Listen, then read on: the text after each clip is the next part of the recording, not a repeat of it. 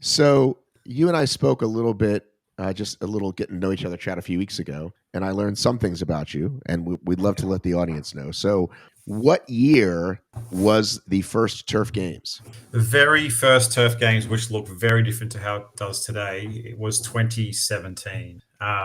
It was started at a gym in London with 30 guys. We had 6 teams of 5. It was a 3-month, let's say, league. So we had gym 1 in September. Same teams carried over to gym 2 in October. Same teams for gym 3 in December. So you kind of accumulate points between the 3 events. Then there's a winning team, 30 guys at the time. I was like, this is epic. How cool.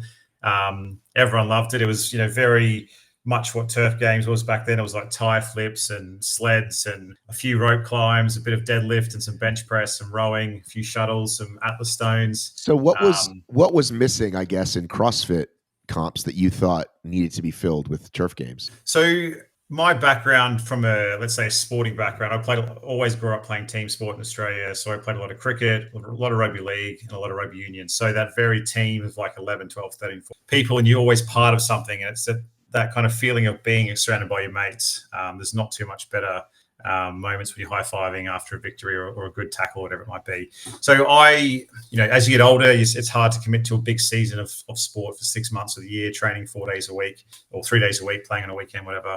But I still, enjoy going to the gym. But I'm 6'4". I'm not a gymnast. I can't do handstand walks and muscle ups and all that kind of stuff. Well, that's my excuse anyway. I was an Olympic lifter. So I'm 5'11", I'm 5'11", and that's also my excuse. So does that help? Yeah, exactly. I think it works for everybody. Yeah. So I couldn't do that stuff, and a lot of guys I was meeting in the UK at the time in the fitness scene, ex-rugby players, retired through head injuries, knees, shoulders, whatever. They couldn't commit to a rugby season, but they were super fit. They were super competitive and loved being part of a team. So it was kind of like me. So I effectively just put together a bunch of movements that I could do, and everyone around me who I was meeting who could deadlift 250 kilos and then run a 10K in 45 minutes. So they're good athletes, but they also couldn't do your handstand walks and muscle ups. So I was like, well, I want to start a fitness comp that I can take part in and these guys can take part in. And it kind of just grew from there. So more of an accessible, I guess more strength conditioning power without the high skill element. So a lot of reasons that the HYROX guys started what they did. Yeah. A bit more accessible. Yeah. Yeah. And I found myself trying to explain it to a mate yesterday who came from the obstacle racing side, and because to them it all looks the same. And I kind of said, this is the way I said it. I said it's stuff you can do on day one, right? On day one, you can push the sled. On day one, even if the weight's really small, on day one, you can do the skier, you can do the rower. On day one, you can't do a ring muscle up. On day one, you can't do a snatch, right? Like it's everything you can do on day one. And he said, well, I don't know that I can push the sled because he's kind of a skinnier guy. I said, no, but I could show you how to do it. So, and I think, because I was trying to explain the success of hybrid, like all the multitude of reasons why people do it, getting a score, coming back and doing it again, the fitness wave we're in, I guess, which actually I'd love to ask you about, because it feels like every year you could read an article called The Running Boom or The Fitness Boom. And the difference I think about this one is it's like fitness still was cool to be cool, but now it's like it's just cool to be healthy, right? Yeah, am I wrong in thinking that? No, I think that healthy bit is the key. I think it's a perfect positive storm of drinking alcohol used to be the way to socialize and get great stories and meet new people, whereas now I think you've got the healthy boom of people wanting to work out and people are drinking less. So in order to substitute that kind of social element of going to a pub to drink, I can go into a gym, I can go to a run club or a fitness competition a weekend and meet and socialize with my current friends, but also then meet a whole bunch of new people who are like similar, like-minded humans who want to work out. To what level depends on if you're super serious or you just want to train a couple of days a week, but you're all that kind of same, reason why you're there, to have a good time, but also to be fit. I think it's that kind of decline of drinking. Fitness is big, and also just I feel like post-COVID as well, the connectiveness of physical. People want to be, in the same place rather than just over screens is increased more, because also people are working from home. So when there's opportunity to be in company of other people who are similar, I guess, hobbies or similar, I guess, activities they want to do, it's growing exponentially. I think it's they call that fourth space, don't they? You've got your workplace, your home, your gym, and now these events, these run communities are sort of taking over. So, what were you doing for a regular job when you launched these first events? So my early career, university, banking and finance, I worked in private wealth for about 12 years between Brisbane in Australia and over here in London. So sort of more like your funds management, wealth management stuff. I always enjoyed that side of, like, I always enjoyed the sort of banking side to a certain extent, but I always have since the age of 10, 12 done something. Like I was mowing people's lawns at the age of 10. I was washing their cars just to get some money, and doing things for myself, creating a brand, or creating like I guess a business, like probably more so. So I've always been fascinated by how money works, I guess, hence why the sort of the banking, finance, stockbroking. I did that, but along the side of doing that, a lot of the previous probably 8 years of doing that, I always had something on the side. I was sending some like clothing designs off to China to start a clothing brand, or starting a sunglass brand or something. Just like I always liked the brand marketing. And I guess what in 2017 when I started Turf, probably to your point, what was missing? There was a lot of competitions around, but I felt like there was no brand around. I guess the space. A lot of the events at the time are kind of like in a gym, sort of not much branding, sort of chip plier boxes, and just like quite basic spit and sawdust kind of stuff. So I was like, I want to build an event which has a brand, has good branding, but how do we attract people that aren't just boyfriends, girlfriends, mums and dads or sisters of the athletes?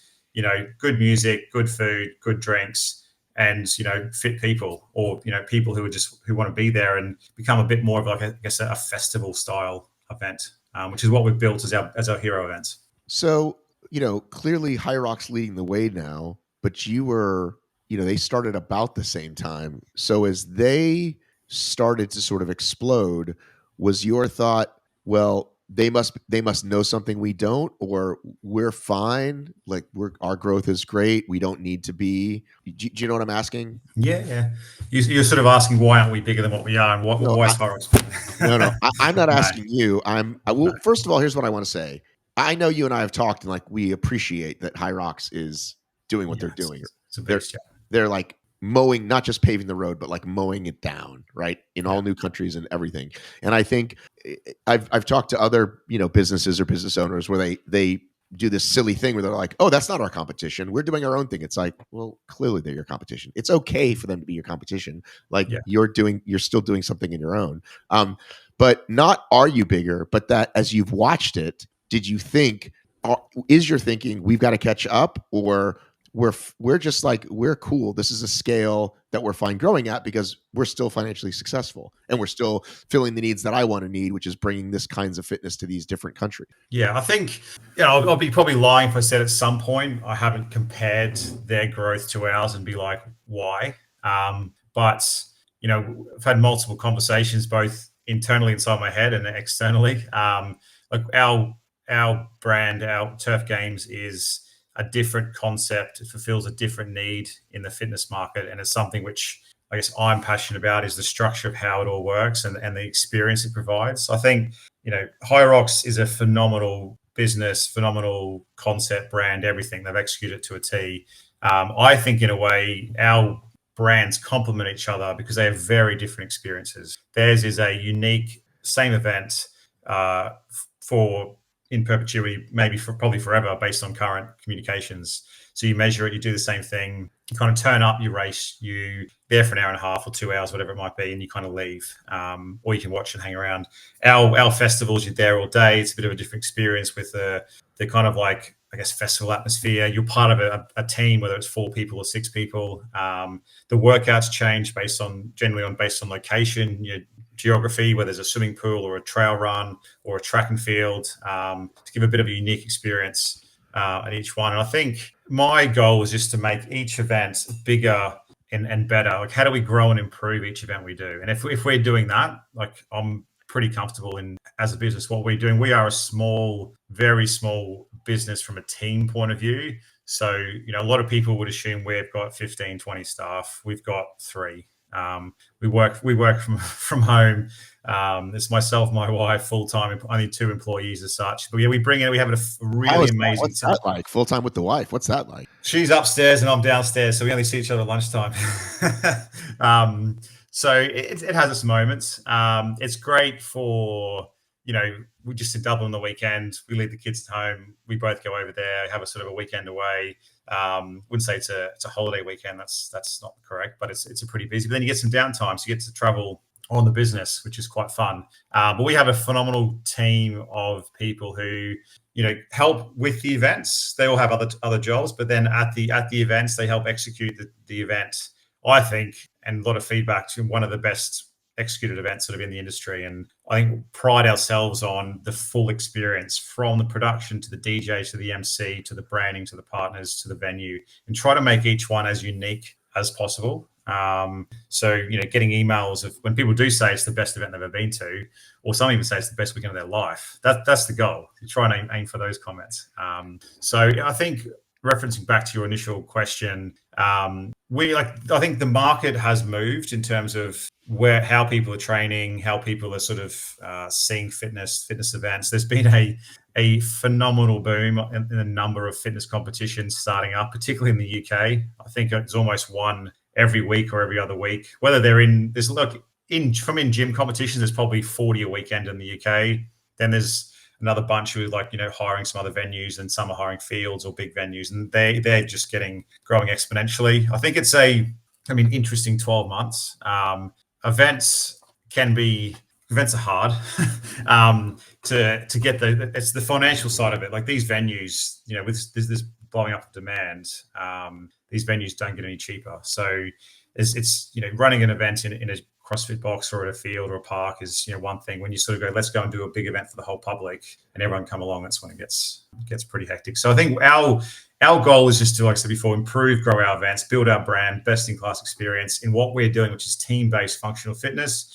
Anything from rowing, running, having a barbell, to a sandbag, to some wall balls. Certain categories, it might be a toaster bar and a rope climb, but also making the everyday category as accessible as possible to allow as many people as possible to enjoy what the Turf Games experience is.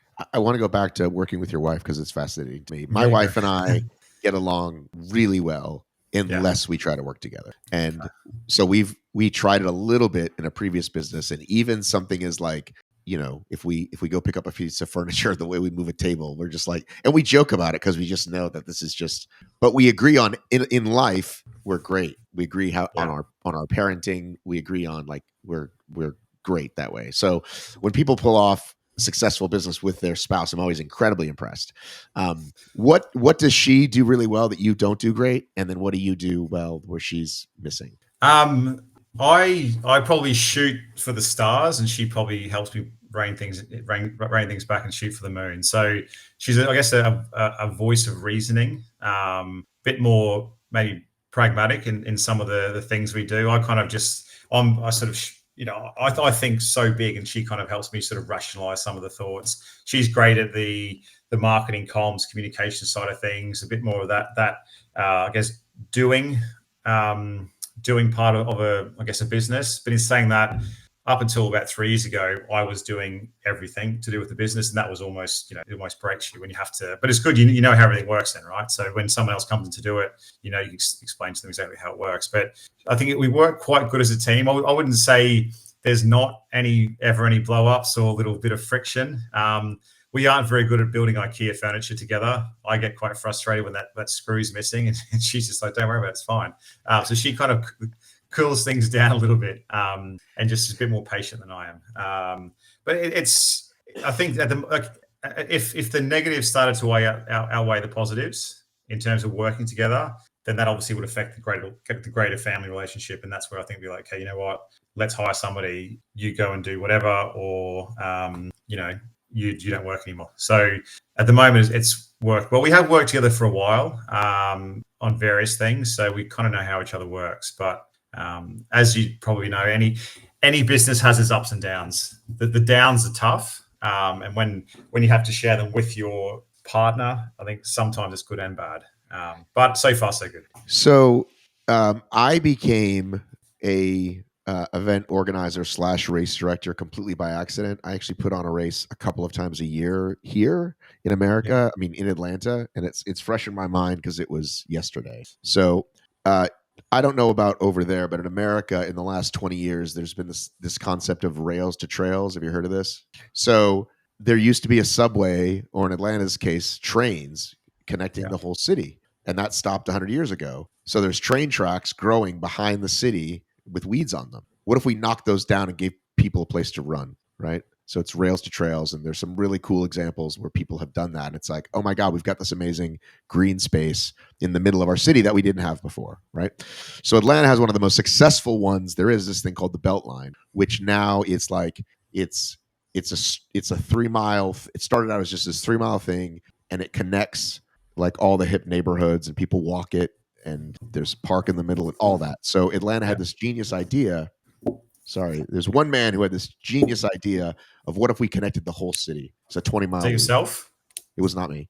He actually wrote a senior thesis on it in college called "What if we connected the Beltline?" And so slowly but surely, they've been connecting these different neighborhoods. But 10 years ago, a friend of mine and I said, "Well, what if we did it now?" And so you run on these paved parts, but you also run on the parts that are under construction, and you also go over this fence and behind this liquor store. So it's very, but like, Yeah. we thought we'd get a half a dozen people. Sorry, we thought we'd get a dozen people to show up, and we had 50 the first time, and now we get about 100 every time, and people fucking love it. I run on these trails all the time because it's the neighborhood that I live in, and I sort of do some exploring. And I had the guy who won it yesterday, and when you finish, you get this railroad spike, that we painted on, right? Because we used to collect them along the way. Now we have to go and find them like in a pile somewhere because there's so much more that's been built. But the point is that at the aid station we met him at halfway, we gave away ice cream, we had soda for them, whatever. And he said, I'm only halfway through. This is the best race I've ever done. And there's this idea of exploring things you haven't done before. It's just, I'm trying to get to the reason I'm telling you this very long story is because I wouldn't keep doing it if I didn't, because it's not a moneymaker for me. It's like a little money comes in drips and drabs, and I already have a fucking full-time business, right? But people thank you for doing something that you like doing anyway, right? And honestly, I wouldn't do that if a lot of people didn't say because we put flags all over the city, and it's just kind of a magical experience, I think, for them. If there's a harder way to do something, that's where I flag. So how often do you do those? Are they weekly? Twice a year. Twice. I find. Yeah. Nice. So, for example, there's a bridge that's out, right? And to get up where the bridge is out, you could go around this like house and come around the long way. But why do that when you can put flags like on this brick sort of, so all of a sudden they're like, what am I doing in the middle of the city? You know what I mean? But they appreciate that. And what I'm saying is that like the all the headaches and the bullshit and the like, why am I still doing this? Is like if someone says like, hey, wow, I really had this great time. And I mean, you probably find this too. Like it's gonna sound really cheesy, but it's coming from them. They're the ones who are doing the event. They're the ones who are having this experience, but they thank you for it. Do you know what I'm saying? Yeah.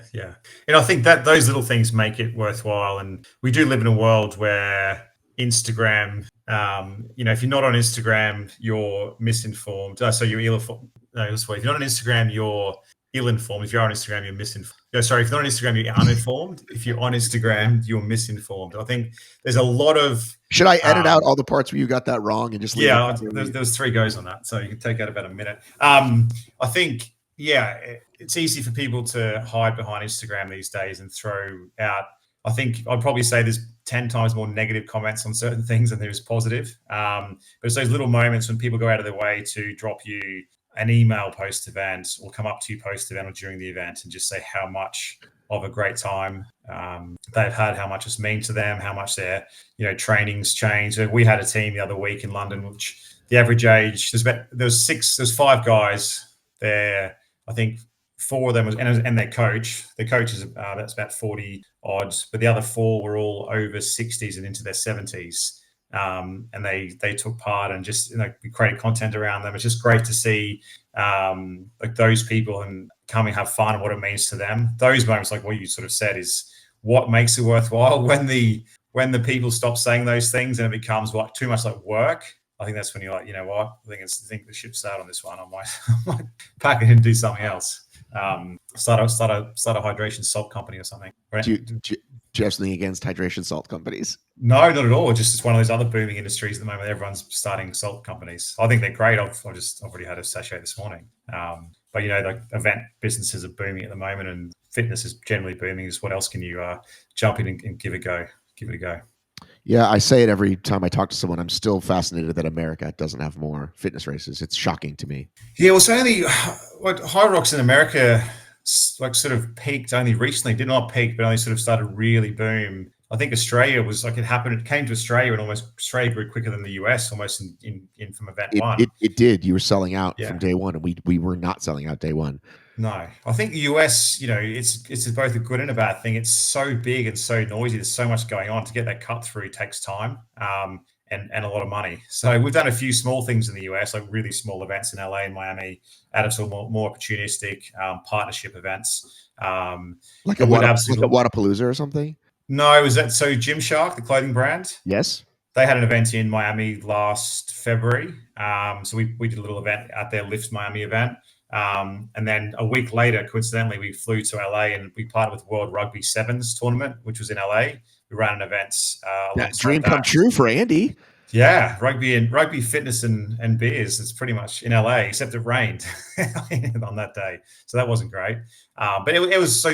And we did a small event in LA in 2019 and had plans I was at a gym in Santa Monica to come back and go bigger in 2020 in sort of Venice Beach area. But, you know, the world got wiped out for effectively 2 years. So we didn't go back in a big way until, you know, at all. And we would love to come and do a big festival like our London event in America at some point. So if you've got any good connections, good brand connections, I'm keen to bring turf festivals over to the land of the free and the brave. Land of the free, home of the brave.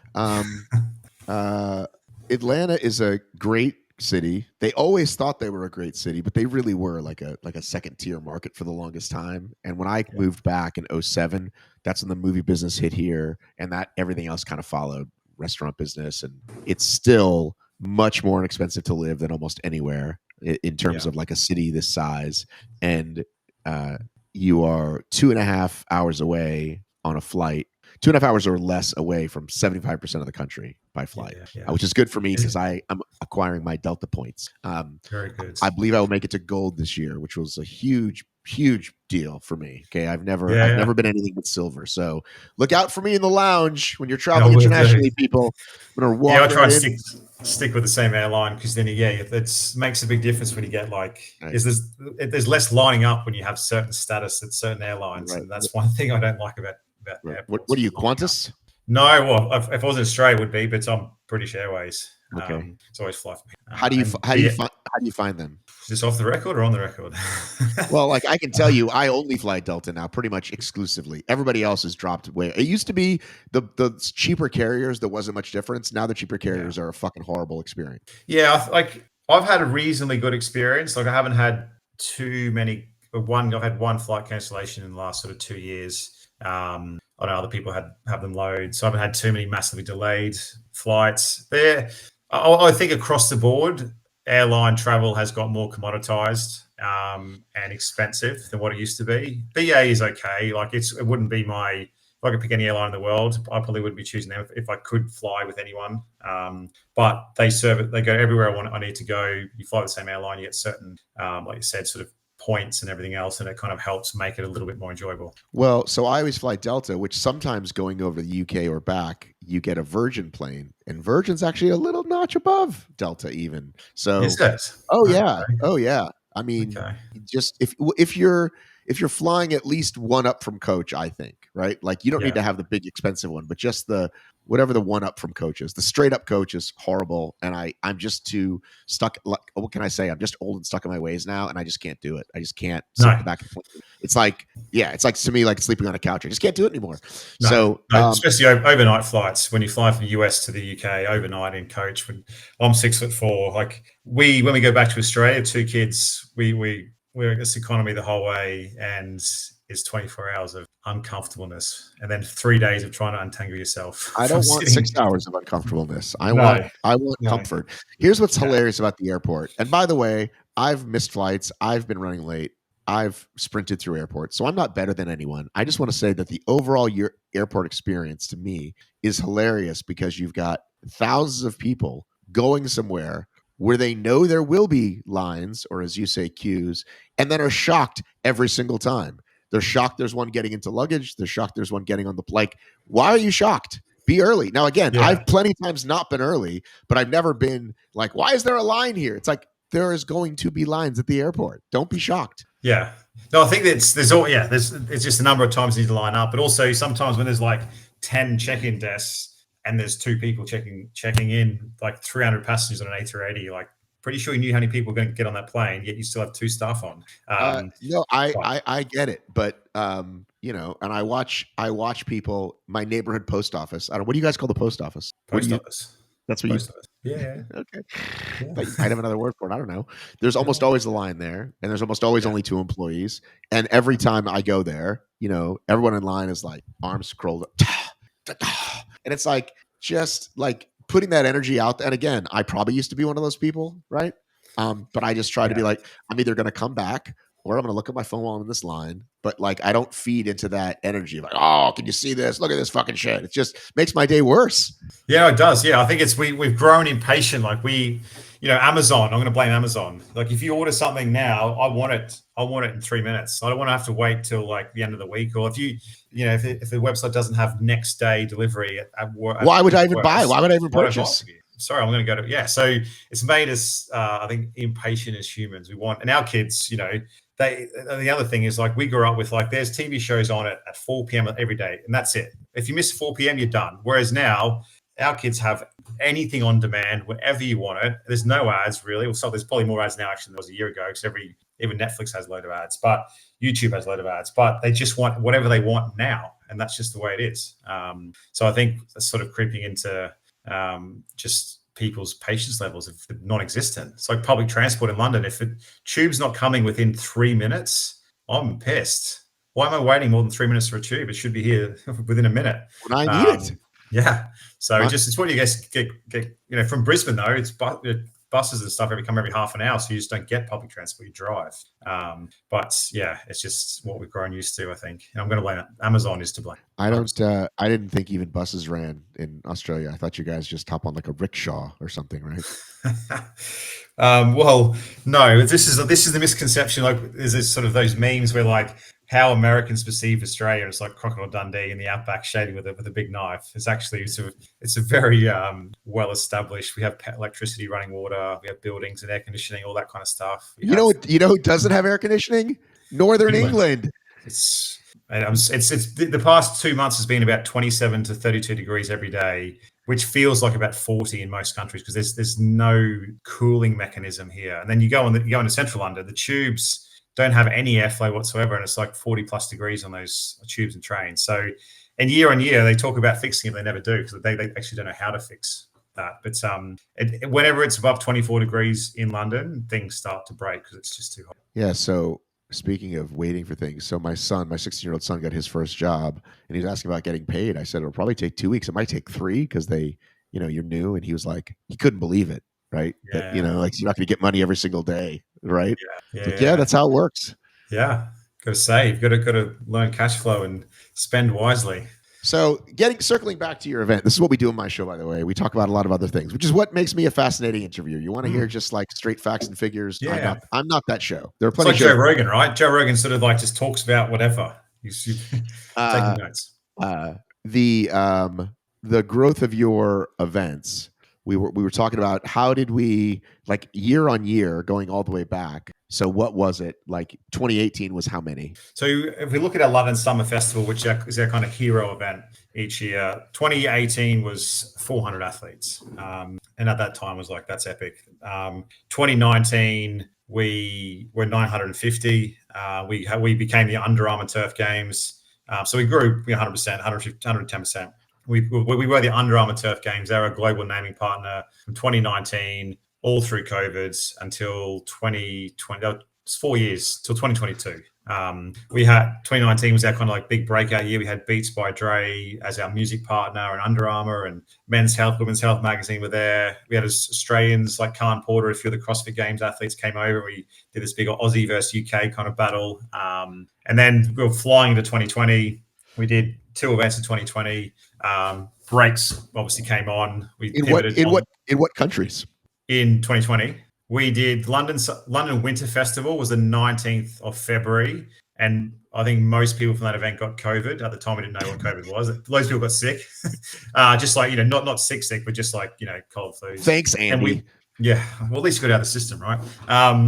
And then we flew straight to Dubai pretty much. We had an event, our very first event in Dubai on like the 10th or 13th of March. Oh, you just made it. Literally, we're in Dubai watching the news. We're like, all this stuff. This is kind of bad, isn't it? And then there was talk Dubai was going to be shut down. And back then, 2020, Dubai's weekend was still Friday, Saturday. Our event was on the Friday. We were like, should we do it? Shouldn't we? We're like, what? Everyone was the place we hosted at. We're like, yeah, you can do it. So we did it.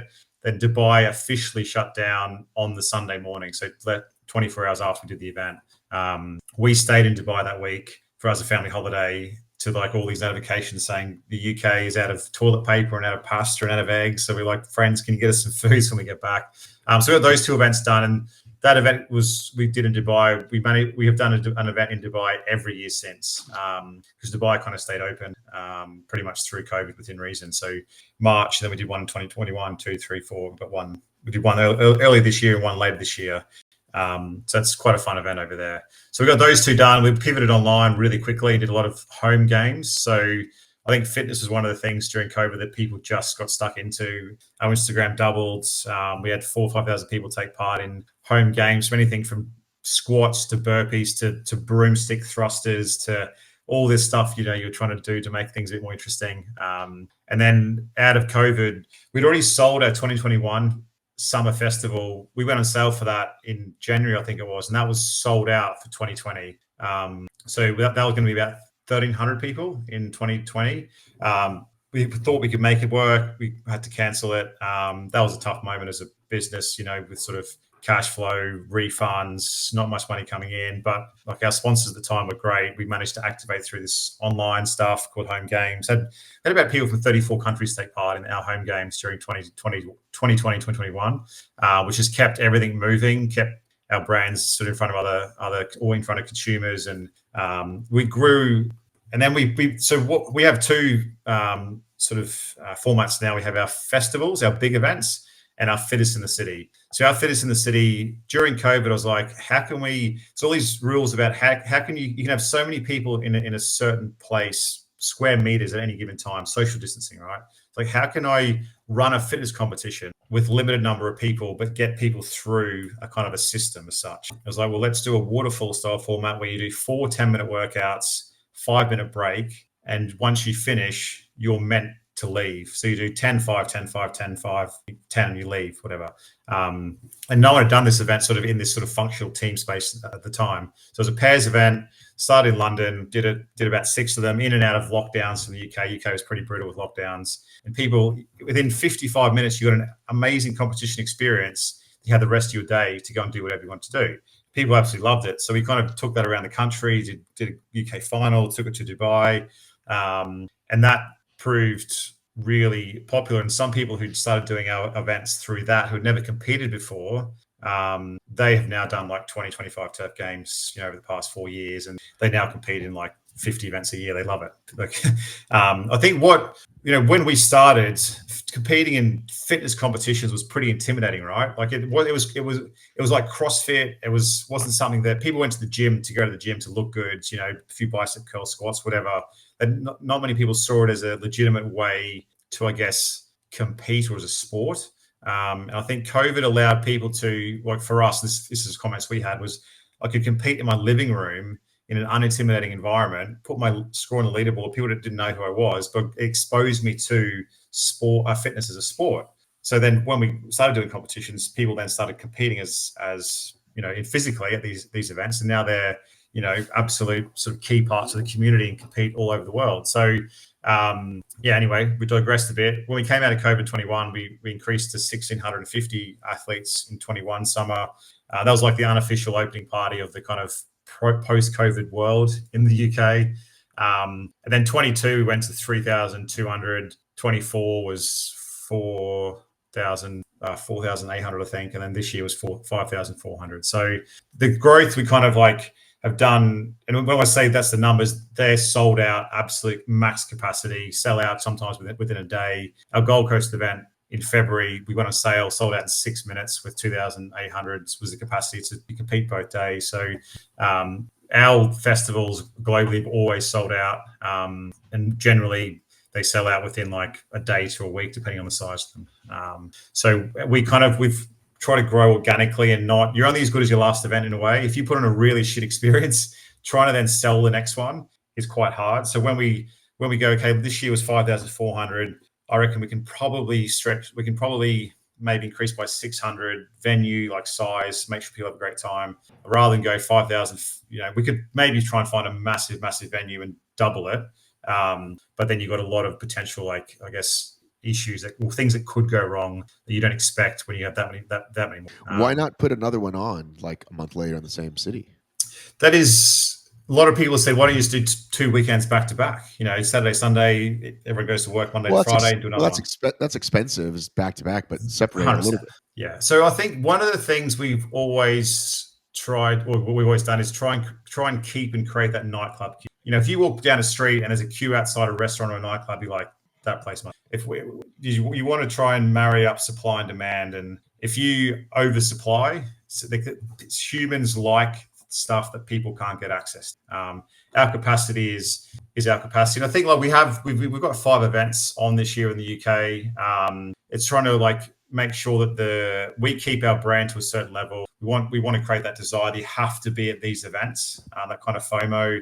And I think the longevity of the brands that we want to just keep it going for. We want to keep that sort of relevance as long as possible as well, and not saturate the market too much. I think if people do, this is HYROX probably proving this wrong. People do the same thing over and over and over again. They may not want to do it in a year's time, but the world has changed slightly, and people are happy to do the same thing over and over again. I do think as competition comes in, HYROX will eventually. I'm pretty convinced. They say they would never do it. I'm pretty convinced they'll either change the order, change the stations, or do like half rocks, like half the running. Yeah, I think the next 12 months and this whole space of fitness competitions is going to be interesting. There's going to be a few phenomenal stories and maybe a few blow ups in terms of brand names of events doing exactly the same thing, calling themselves almost exactly the same thing, using other trademark terms to market their events. I think there's a bit of heat coming, I think. Well, I think HYROX, are wise, and they didn't pull the trigger on this until recently, but they didn't want anybody to do a full sim because they thought, well, then why would people come to our event? But now they realize that it only helps them. So Andy could put on HYROX sim Andy's house, and as long as it's not at a convention center, you can do all 8 stations. You can time it that way, and people are starting to kind of go ham with that. And I think gyms are doing a lot of those. And so the ones that are kind of clued in, and they're like, oh, we can do one of these. We can do a Deca Strong. We can do a Deadly Dozen gym event. Like they're kind of like realizing. And listen, I'm just kind of realizing this, saying out loud, maybe that's where it's going. Maybe there isn't. I always compare with OCR the Tough Mudder, Spartan, Savage Race, Rugged Mate. Maybe there isn't 7 big players. Maybe it is only 1, 2, or 3. And then the gym events just kind of keep filling that need, because my Instagram feed is full of them now. Like, come do a full sim. You can get a time, but it's at our gym or it's at a track or whatever. I think the other thing that HYROX does well is there's a fine line between sport and mass participation. And so they know, or at least they think, let's tell these stories of these athletes. Let's build that up, which kind of, tip of the spear that influences, quote unquote, a lot of age group athletes. The age group athletes do a lot of events. They also kind of are your best ambassadors. What about you guys? Because obviously I've heard of your event, but do you have a Hunter McIntyre, a Meg Jacoby? Do you have a couple of athletes that sort of are either official or unofficial ambassadors of turf games? We have a few ambassadors of turf, some in Australia, Dubai, UK, but it's not kind of the personality of a Hunter McIntyre in terms of that kind of big presence as such. But It's yeah, we haven't we tell stories around gyms their members. We have told stories around our community. Probably something we should and will do more of. Like the whole content world is changing a lot. Like we used to, our content was focused on kind of highlight reels of our events. Like, this is look at what's happening at the event now. Over the past few events, it's like, how do we humanize the event? How do we tell stories of those older guys who are there? Someone else who's had there for, like, they've started off their journey as a entry level, they're now an elite, or how people see fitness, like all these different stories that piece together this community as one sort of community. So that's something we've done a few of in the past couple of months, and as the rest of this year, we'll be telling a lot more stories around I guess, and even like behind the scenes, like people turn up to an event, I think everything's looking shiny and great, but actually this is what it looks like on day -2. This is how it gets built, and tell the story of the team building it. And then, this is how it looks when it's being de-rigged. And people want to see rawness, I think, in the world these days, and how things are actually done. So yeah, there's a lot of content coming in that. We haven't done loads in the past, no. How much time do you spend thinking about that content? It's the marketing side is something which I spend a lot of time on. Sometimes I feel like we put out a lot of content, but I feel like sometimes we're never doing enough. And that's probably one of the creates anxiety, is like, as a founder, the world wants founder content of you telling your story 24/7. I'm like, I don't barely have enough time just to do my daily job, let alone create content. I would also disagree, by the way, because I've seen content and it's like, I have no interest in you. You're making this about you, and I'm actually turned off more based on this. I think it should be a very little percentage of, hey, here's Andy working on site, or here's Andy's story. I think people have, it's just, we've kind of jumped the shark on that one. I think once upon a time that was a really, really good strategy. People want to see how the sausage is made, and they still do. And I think you should show people building the race, but I don't think you need a lot of, like, and I think HYROX do that. Like, they don't put Mo and Christian out front a lot. They do a little. They go on some podcasts, but it's not the HYROX and Mo show. And you can tell when events or products do that, and it turns me off massively when it's about them. Because the star should always be, the event should be the star, or the athlete should be the star. It should never be you. Yeah. Well, that's my whole thing, was like, the Turf Games isn't me. Turf Games is Turf Games, and everything what goes on, who comes along to it. And so I think I did a little podcast with Sean. I had a content recently just to tell the story of Turf Games myself, to get some content out there. Like, I'm not one for sitting in front of a camera and talking to a camera and showing me making my scrambled eggs and salmon in the morning, or doing that kind of stuff. Like, I sort of share some bits, but I don't think you're going to see me doing 12-hour vlogs, 4 days a week.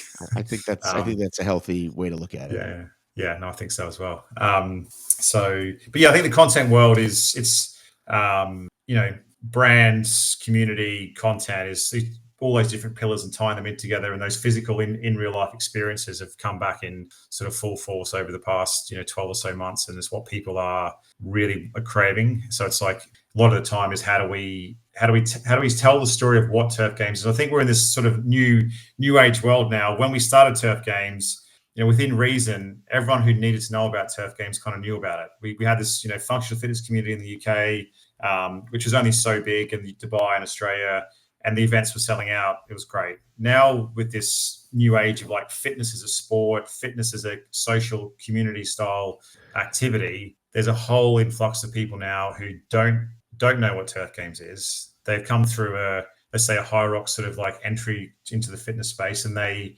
refer to, like, you kind of tell everything's a race, and the workout, they should have known the workout 2 years ago. It's like, well, workouts come this time. But I think there's a whole new amazing crowd and community of, like, people who never would have competed in fitness events, who have now come into the space because of, like, not drinking, want to socialize, want to get fit and healthy, that we now need to talk to. So we're kind of changing our content strategy about how do we, almost, if we went to, like, flew to Mars and someone said, what's Turf Games? Like, how do we explain to them through content and storytelling what Turf Games is? So, like, our summer festival a few weeks ago, we put out like 105 posts, ranging from, like, TikTok-y style funny posts to engaging, like, this is what's going on at the event, to, like, females lifting, males lifting, teamwork, interviews from different people. So hopefully it kind of gets people, like, a bit more like, this is what Turf Games is. Do you think CrossFit can rebound from where they're currently at? That's probably about $100 million question, isn't it? I think it's currently being sold at the moment. I think CrossFit as a methodology is phenomenal, like that training style, and that's what most new age gyms have based themselves off the CrossFit's methodology. And CrossFit athletes are some of the fittest humans in the world around, within reason of what we do.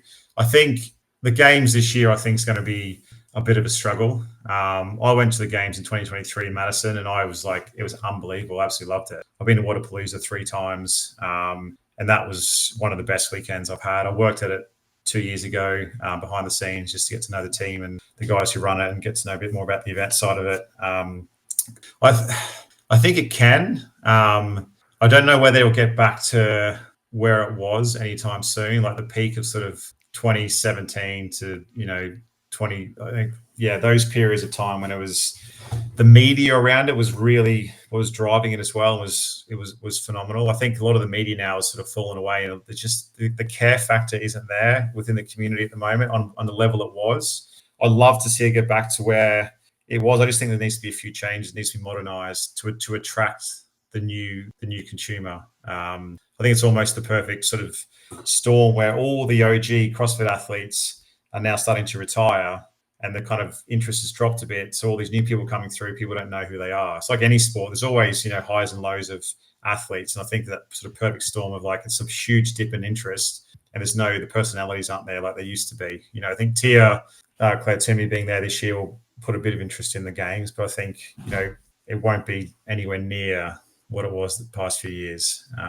I think the gym world, the training methodology, in a way, should be separate to how the elite competition fitness side is, but they kind of get merged into one entity, and both have suffered within reason. But I think the current world we're also in, just had a few conversations in Dublin on the weekend with people, and the number of people who want to learn the progressions of, I want to learn a muscle up and I want to learn a handstand walk. It's just people don't see fitness like that as it currently stands. They want to get fitter and stronger, but not skilled, fitter and stronger, if that makes sense. Right. This is generalizing, by the way.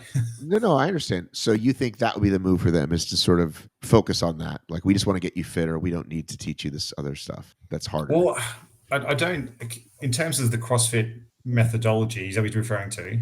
Yeah, I mean, I think that's what I've heard from people who were in CrossFit is once upon a time it was I wanted to be like this person in the games, and now the people in the games, it's a bridge too far, and the speed or the reps or the difficulty is like, well, I could never do that. Yeah, I think it doesn't feel like that momentum is there. A lot of people like feeding into the sort of the top of the funnel to then filter down to be like at the tip of the spear, to be like the games athletes. Doesn't feel like it's filling up as quickly as it's sort of emptying at the moment.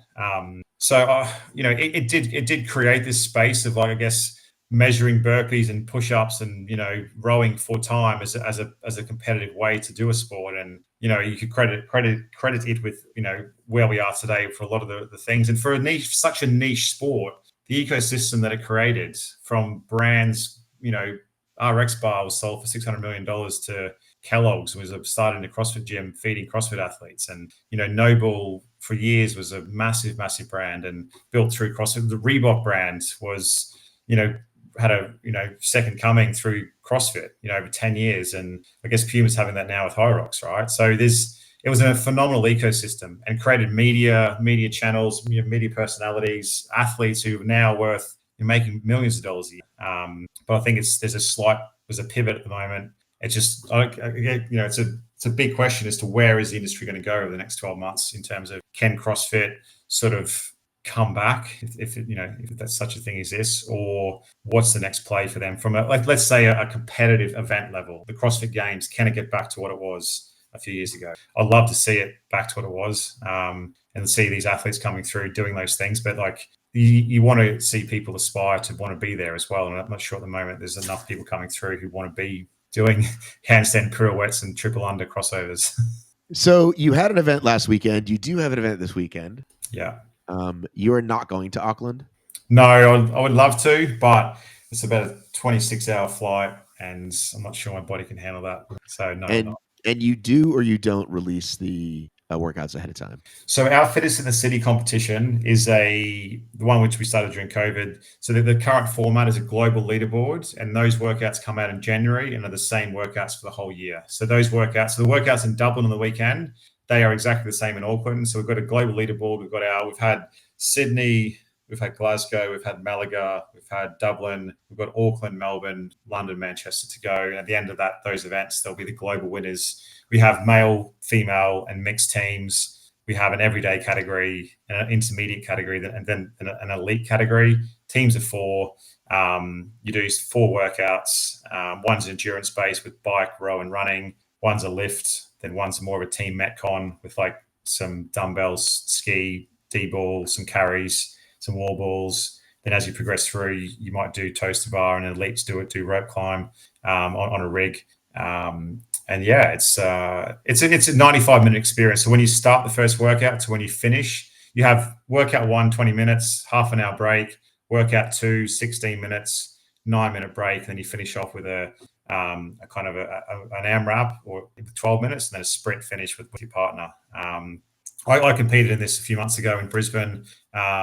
And it's exhausting, like it's hard, but I absolutely, I'm slightly biased, but I love the different tests you have, and the teamwork element of and how you need to strategize, who does what, when do people do it, how do you execute based on your strengths and weaknesses. And that's what Turf Games has always been about. That's if you sort of analogy of a rugby team. You've got a big guy who's a prop, you've got a fast guy who's a winger, sort of a mid-size or like a strong but fast guy as a center. Like in a Turf Games team of 6. If there's ergs, you put your big, powerful guys and girls on the ergs, so their power output's going to be much, much greater. If there's running, you put your kind of quick people. If there's someone who's good at short people, whatever, is good at barbell cycling, whatever. So you work your team around based on their strengths and weaknesses in a lot of the workouts. So it's how do you piece together that winning team and execute your strategy best to finish on top of the podium, or just do the best you guys can as a team. So we try and make the workouts as fun as possible, but as teamwork. How do you work? If you don't work together as a team, you're not going to do well. So this workout I'm looking at here, all gas, no brakes. Yeah. That was listed under workouts for Auckland. Yes. So that is one workout. That's the whole event. No, so all gas, no brakes is a 20-minute time cap. So that's a mixture of 200 or 400 meter runs with set distances on the rower and the bike are linked together. So you accumulate distances together. So when, say for everyday female, when the machines show 2 kilometers, you have to run. You come back. But I'm saying, is that the only workout, or is that one work? It's one. There's one. That's one of 4 workouts. So why is that the only one listed? Where are we looking at? Which website? Well, it's a website called Turf Games, and then I clicked on events, and then I go on Auckland, and it says enter your team, heat times and athlete handbook, info, spectator tickets, join the judge community, and then workouts. So when I click workouts, it goes to Aretas, and it has that one workout. So if you then on the right-hand side, it should have a black box that says ergs. Below that should say lift, AMRAP, and sprint. Okay, now I see those. Okay. Yeah, so I think it should default to female falls elite. There's a drop down which has now I see it. Now I see it. Okay, right. Yeah. So then you can see what's different workouts. Got it. So that's the elite category. Like if you do elite, you're generally can do kind of the most skilled elements. Like you said, let's say HYROX, as I mentioned before, was anything you can do it on day 1. You can go and push a sled, you can run, you can ski. We have 2 movements that you could probably do on day 4 or 5. Like you can learn a rope climb relatively quickly with probably an hour session, a few practices. You may not be super efficient at it, but you can learn to do it. A toaster bar is relatively, this is not for everybody, but for certain people in the fitness, you can learn a toaster bar movement, again, relatively easily over, say, a couple of sessions, whatever. But a muscle up and a handstand walk and handstand push up, a lot of people will never be able to do them. Me, no, I wouldn't say never. I don't do them enough. But they're a lot. They're sort of like weeks, months, potentially years to be able to string 2 together.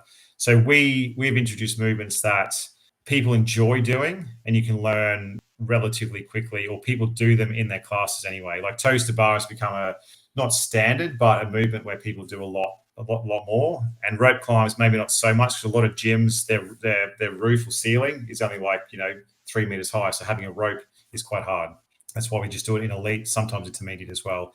The everyday category is pure, let's say, teamwork and conditioning. So lighter weights, 10 kilos for a female, 17 and a half for a guy, dumbbells, D balls or sandbags at 20 kilos of 30, 40 kilos.